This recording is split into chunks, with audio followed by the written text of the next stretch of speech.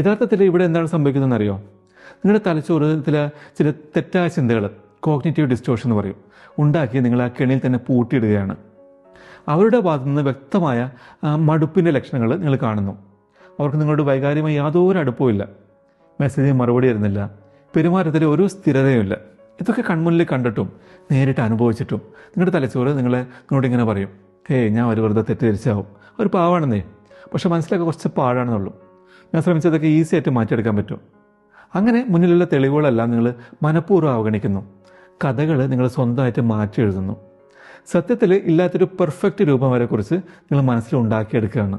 ഇതിൽ ഏറ്റവും കഷ്ടമുള്ള കാര്യം എന്താണെന്ന് വെച്ചാൽ, ഇതൊന്നും സത്യമല്ലെന്ന് നിങ്ങളുടെ ഉള്ളിൽ നിങ്ങൾക്ക് അറിയാം. എന്നിട്ടും ഇത് നിർത്താൻ നിങ്ങൾക്ക് കഴിയുന്നില്ല.